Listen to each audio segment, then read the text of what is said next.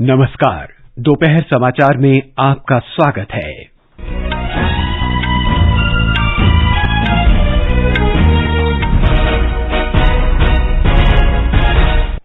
कर्नाटक विधानसभा चुनाव के लिए प्रचार में तेजी आ रही है। मुख्यमंत्री बसवराज बोम्मई ने बेंगलुरु में प्रचार अभियान की शुरुआत की। वित्त मंत्री निर्मला सीतारामन ने कहा, गाढ़ी कमाई को पॉन्जी ऐप से बचाने के लिए अत्याधुनिक सावधानी की आवश्यकता। शिक्षा मंत्री धर्मेंद्र प्रधान ने कहा, राष्ट्रीय शिक्षा नीति युवाओं की वैश्विक आकांक्षाओं को पूरा करती है। खालिस्तान समर्थक भगौड़ा अमृतपाल सिंह पंजाब के मोगा में गिरफ्तार। तुर्की के अंतालिया में तीरंदाजी विश्व कप के स्टेज 1 स्वर्ण पदक के लिए भारत और चीन के बीच मैच जारी। और आईपीएल क्रिकेट में आज बेंगलुरु में रॉयल चैलेंजर्स बेंगलोर का मुकाबला राजस्थान रॉयल्स से, जबकि कोलकाता में चेन्नई सुपर किंग्स का सामना कोलकाता नाइट राइडर्स से होगा।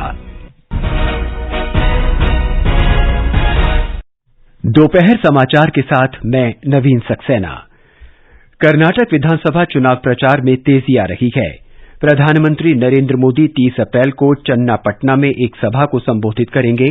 कांग्रेस नेता राहुल गांधी विजयपुरा और बेलगावी में जनसभाओं को संबोधित करेंगे। कर्नाटक के मुख्यमंत्री बसवराज बोम्मई ने आज बेंगलुरु में विधानसभा चुनाव के लिए प्रचार की शुरुआत की। इससे पहले उन्होंने 12वीं सदी के समाज सुधारक जगत गुरु बसवेश्वर की प्रतिमा पर माल्यार्पण किया, जिनकी आज जयंती मनाई जा रही है। कांग्रेस के कर्नाटक प्रभारी रणदीप सिंह सुरजेवाला ने आज भारतीय कम्युनिस्ट पार्टी के कार्यकर्ताओं की मौजूदगी में घोषणा की कि कर्नाटक में विधानसभा चुनाव के दौरान भारतीय कम्युनिस्ट पार्टी 7 सीटों पर चुनाव लड़ेगी और बाकी 215 सीटों पर कांग्रेस को समर्थन देगी। इस बीच जनता दल सेक्युलर के अध्यक्ष एचडी देवेगौड़ा ने आज बेंगलुरु में पार्टी की एलईडी प्रचार वाहन का उद्घाटन किया। वो कल तुमकुरू जिले से अपना प्रचार अभियान शुरू करेंगे। हमारे संवाददाता ने बताया है कि मतदाता जागरूकता अभियान के तहत निर्वाचन आयोग और अन्य अनेक सरकारी एजेंसियों ने बेंगलुरु में आज साइक्लोथॉन का आयोजन किया। विधानसभा चुनाव के लिए प्रचार कार्य में तेजी आई है। 2018 में बीजेपी ने 36.35% वोट्स पाए थे और 104 सीटें जीती थी। कांग्रेस ने 38.14% वोट्स अर्जित किए थे और उन्हें 80 सीटें प्राप्त हुई थी और जेडीएस को 18.3% वोट्स मिले और उन्हें 37 सीटें मिली। 2019 में जब पुनः चुनाव हुए तो बीजेपी ने 17 में से 15 सीटें जीती। आज विधानसभा में बीजेपी के 117 विधायक, कांग्रेस के 69 और जेडीएस के 29 विधायक हैं। सुधींद्र, आकाशवाणी समाचार, बेंगलुरु। कर्नाटक में रामनगर जिले के कनकपुरा निर्वाचन क्षेत्र को सबसे महत्वपूर्ण निर्वाचन क्षेत्रों में माना जाता है। कांग्रेस के प्रदेश अध्यक्ष और मुख्यमंत्री पद के लिए पार्टी के प्रमुख उम्मीदवार डीके शिवकुमार इसी निर्वाचन क्षेत्र से मैदान में हैं। उनका मुख्य मुकाबला भारतीय जनता पार्टी के आर अशोक और जनता दल सेक्युलर उम्मीदवार बी नागराज से है। वित्त मंत्री निर्मला सीतारामन ने कहा है कि सरकार पॉन्जी ऐप पर कार्रवाई के लिए रिजर्व बैंक और संबंधित मंत्रालयों के साथ मिलकर काम कर रही है। आज थिंकर्स फोरम के एक आयोजन में उन्होंने कहा कि अपनी मेहनत की कमाई को सुरक्षित रखने के लिए लोगों को बहुत सतर्क रहने की आवश्यकता है। सुश्री सीतारामन ने कहा कि कोविड के दौरान पश्चिमी देशों द्वारा किए गए उपायों के कारण अर्थव्यवस्था को नुकसान हुआ है। वित्त मंत्री ने यह भी कहा कि कोविड के बाद यूक्रेन युद्ध छिड़ जाने से भी अर्थव्यवस्था से जुड़े सभी पहलुओं को नुकसान पहुंचा है। It may be a war happening in Europe, but it had global repercussions.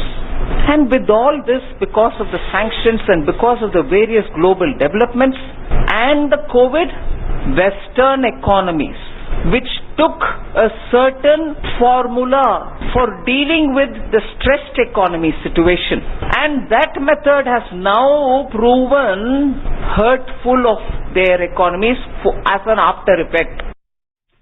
सुश्री सीतारामन ने कहा कि सही समय पर सही फैसले लेने के कारण आज भारत की अर्थव्यवस्था अन्य देशों के मुकाबले बेहतर स्थिति में है। विश्व बैंक के लॉजिस्टिक परफॉर्मेंस इंडेक्स यानी सहायक व्यवस्था प्रदर्शन सूचकांक में भारत 38वें स्थान पर पहुंच गया है। वर्ष 2014 में भारत 54वें स्थान पर था। प्रधानमंत्री नरेंद्र मोदी ने इसे उत्साहजनक बताया है। उन्होंने कहा कि सरकार के सुधारों से माल भंडारण और परिवहन लागत कम होगी, इससे देश का कारोबार अधिक प्रतिस्पर्धी होगा। विदेश मंत्री डॉक्टर जयशंकर ने गयाना के विदेश मंत्री ह्यूज के साथ कल 5वीं भारत गयाना संयुक्त आयोग की बैठक की सह अध्यक्षता की। डॉक्टर जयशंकर ने एक ट्वीट में कहा कि बैठक में कृषि, स्वास्थ्य, ऊर्जा, दवा निर्माण, आयुर्वेद, रक्षा सहयोग, मानव संसाधन, प्रौद्योगिकी तथा नवाचार और अवसंरचना विकास पर चर्चा हुई। डॉक्टर जयशंकर की उपस्थिति में प्रवास और आवागमन तथा हवाई संपर्क संबंधी समझौतों पर हस्ताक्षर भी किए गए। विदेश मंत्री ने भारत गयाना व्यापार गोलमेज बैठक को भी संबोधित किया। उन्होंने गयाना के प्रधानमंत्री मार्क फिक्स से भी मुलाकात की। ये समाचार हमारी वेबसाइट newsonair.com/hindi और हमारे mobile app news on AIR पर भी उपलब्ध हैं। दोपहर समाचार में आपका फिर स्वागत है। शिक्षा मंत्री धर्मेंद्र प्रधान ने आज ओडिशा की राजधानी भुवनेश्वर में एक प्रदर्शनी का उद्घाटन किया। ये प्रदर्शनी भावी कार्यशैली में तेजी से बदलती दुनिया में नए कौशलों की आवश्यकता पर आधारित है। इस अवसर पर श्री प्रधान ने कहा कि राष्ट्रीय शिक्षा नीति युवाओं की वैश्विक आकांक्षा को पूरा करती है। And India is now implementing national education policy. As I said always, national education policy is not only a document of, it's not a brochure, it's a document, philosophical document for global responsibility. When India will be completing its Amrit Kal, by 2047, India will be having 25% of young population of the entire globe only in India.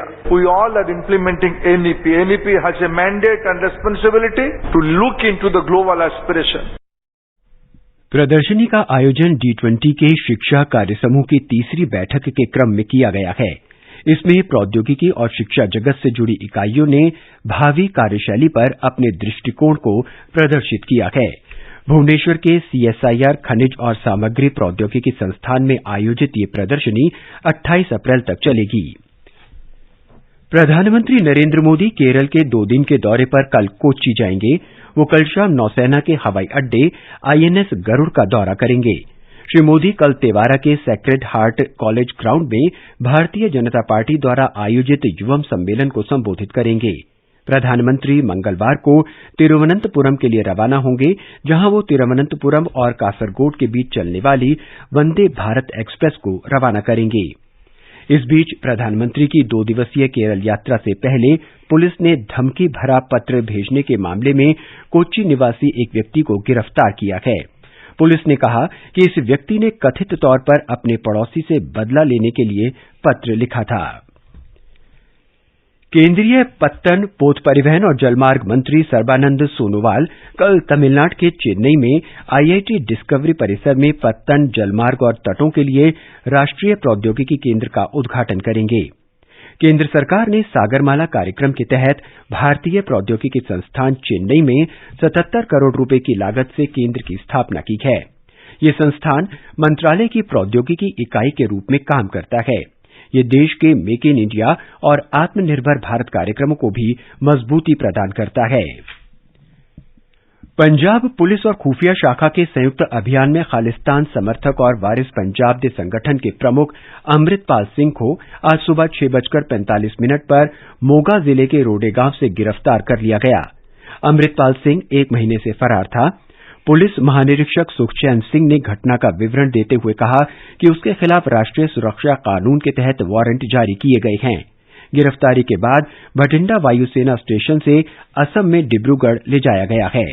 सारे ही Punjab police के जो wings थे वो proper coordination के साथ काम कर रहे थे, जिसमें इंटेलिजेंस विंग है, बाकी सारे हमारे विंग्स हैं। अमृतपाल सिंह के खिलाफ NSA के वारंट्स इशू हुए थे। इन वारंट्स को आज सुबह एग्जीक्यूट किया गया है। उसकी गिरफ्तारी जो है NSA के अधीन की गई है। फर्दर इसमें जो लॉ है अपने पेस पे ड्यू प्रोसेस के साथ लॉ काम करेगा। इसमें पंजाब पुलिस ने लगभग 1 महीने पहले अमृतपाल सिंह के खिलाफ लुकआउट सर्कुलर और गैर जमानती वारंट जारी किए थे। ये समाचार आकाशवाणी से प्रसारित किए जा रहे हैं। ताजा समाचार जानने के लिए आप हमारे Twitter handle @AIR News Hindi को फॉलो कर सकते हैं। ये आकाशवाणी है। और अब खेल जगत की कुछ खबरों के साथ हैं मुकेश कुमार। आईपीएल क्रिकेट में कल मुंबई में पंजाब किंग्स ने मुंबई इंडियंस को 13 रन से हरा दिया। 215 रन के लक्ष्य के जवाब में मुंबई इंडियंस की टीम 20 ओवर में 6 विकेट पर 201 रन ही बना सकी। इससे पहले लखनऊ में एक अन्य मैच में गुजरात टाइटंस ने लखनऊ सुपर जायंट्स को 7 रन से हरा दिया। 136 रन के लक्ष्य के जवाब में लखनऊ सुपर जायंट्स ने निर्धारित 20 ओवर में 7 विकेट पर 128 रन बनाए। प्रतियोगिता में आज बेंगलुरु में दोपहर बाद 3:30 से रॉयल चैलेंजर्स बंगलौर का सामना राजस्थान रॉयल्स से और कोलकाता में कोलकाता नाइट राइडर्स का मुकाबला चेन्नई सुपर किंग्स से शाम 7:30 बजे से होगा। तुर्की के अंताल्या में तीरंदाजी विश्व कप के पहले चरण में भारतीय तीरंदाज ज्योति सिरेखा वेनम ने महिलाओं की व्यक्तिगत कंपाउंड और मिक्स टीम स्पर्धाओं में स्वर्ण पदक जीती हैं। ज्योति ने व्यक्तिगत कंपाउंड स्पर्धा के फाइनल में कोलंबिया की सारा लोपेज को हराकर स्वर्ण पदक जीता। इससे पहले ज्योति सुरेखा वेनम और ओजस प्रवीण देवताले ने कंपाउंड मिक्स टीम स्पर्धा के फाइनल में चीनी ताइपे के चेन यीहसन और केम चीन लुन को हराकर स्वर्ण पदक पर कब्जा किया। प्रतियोगिता में आज अतनु दास, धीरज बोम्बदेवड़ा और तरुणदीप रॉय की तिकड़ी पुरुष रिकर्व टीम स्पर्धा के फाइनल में चुनौती रखेगी। धीरज बोम्बदेवड़ा पुरुषों की रिकर्व व्यक्तिगत स्पर्धा के सेमीफाइनल में भी अपनी चुनौती रखेंगे। मुकेश कुमार, आकाशवाणी समाचार, दिल्ली। ओडिशा केंद्रीय विश्वविद्यालय कोरापुट ने भारतीय पारंपरिक क्रीड़ा महोत्सव का आयोजन किया, जिसमें देश के अनेक परंपरागत खेलों का प्रदर्शन किया गया।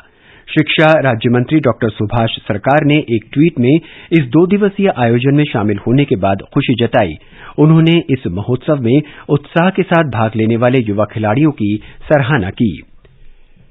प्रधानमंत्री नरेंद्र मोदी ने हाल ही में अरुणाचल प्रदेश में 254 4G मोबाइल टावर राष्ट्र को समर्पित किए जाने की प्रशंसा की है।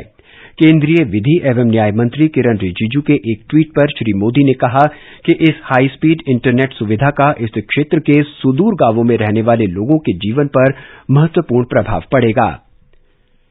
प्रधानमंत्री नरेंद्र मोदी ने आज बसव जयंती के मौके पर एक ट्वीट में जगतगुरु बसवेश्वर के प्रति अपना सम्मान प्रकट किया और समाज पर उनके उपदेशों के प्रभाव का उल्लेख किया। बसवन्ना के नाम से लोकप्रिय जगतगुरु बसवेश्वर कर्नाटक के 12वीं सदी के दार्शनिक कवि और समाज सुधारक थे। पत्तन, पोत परिवहन और जलमार्ग मंत्रालय ने विश्व पृथ्वी दिवस पर पौधरोपण और पर्यावरण संरक्षण के लिए अपनी प्रतिबद्धता दोहराई है। मंत्रालय ने पिछले वर्ष तूतीकोरिन के चिदंबरनार पोर्ट ट्रस्ट पर 10,000 पौधे लगाए थे। तेलंगाना राज्य सड़क परिवहन निगम ने राज्य के प्रत्येक गांव में ग्राम बस अधिकारी नियुक्त करने का निर्णय लिया है।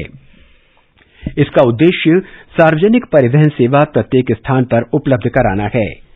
देश में पिछले 24 घंटे के भीतर 10,112 लोगों में कोविड संक्रमण की पुष्टि हुई है। स्वास्थ्य मंत्रालय के अनुसार पिछले 24 घंटों में 9,833 लोग कोविड से ठीक हुए हैं। फिलहाल देश में 67,806 रोगियों का कोविड उपचार चल रहा है। आकाशवाणी का समाचार सेवा प्रभाग कल रात 9:30 बजे हिंदी और अंग्रेजी में अपने साप्ताहिक लाइव फोन इन कार्यक्रम पब्लिक स्पीक में मलेरिया की रोकथाम और नियंत्रण के उपाय विषय पर चर्चा प्रसारित करेगा। इसमें राष्ट्रीय रोग नियंत्रण केंद्र और राष्ट्रीय कीट जनित रोग नियंत्रण केंद्र कार्यक्रम के पूर्व निदेशक डॉक्टर अक्षय धारीवाल भाग लेंगे। इस कार्यक्रम का सीधा प्रसारण FM गोल्ड चैनल और अतिरिक्त फ्रीक्वेंसियों पर सुना जा सकता है। अगरतला से बांग्लादेश के अखौरा को जोड़ने वाली रेल लाइन का निर्माण कार्य इस वर्ष सितंबर तक पूरा हो जाएगा। त्रिपुरा के खाद्य, परिवहन और पर्यटन मंत्री सुशांत चौधरी ने कल अगरतला में ये जानकारी दी। अगरतला अखौरा रेलखंड पर आवाजाही शुरू होने से अगरतला से कोलकाता के बीच की दूरी 31 घंटे से घटकर महज 10 घंटे रह जाएगी। अंत में मुख्य समाचार एक बार फिर।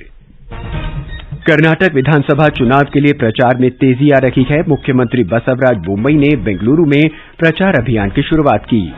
वित्त मंत्री निर्मला सीतारामन ने कहा, गाढ़ी कमाई को पोंजी ऐप से बचाने के लिए अत्यधिक सावधानी की आवश्यकता। शिक्षा मंत्री धर्मेंद्र प्रधान ने कहा, राष्ट्रीय शिक्षा नीति युवाओं को वैश्विक आकांक्षाओं को पूरा करती है। खालिस्तान समर्थक भगौड़ा अमृतपाल सिंह पंजाब के मोगा में गिरफ्तार। और आईपीएल क्रिकेट में आज बेंगलुरु में रॉयल चैलेंजर्स बेंगलौर का मुकाबला राजस्थान रॉयल्स से, जबकि कोलकाता में चेन्नई सुपर किंग्स का सामना कोलकाता नाइट राइडर्स से होगा।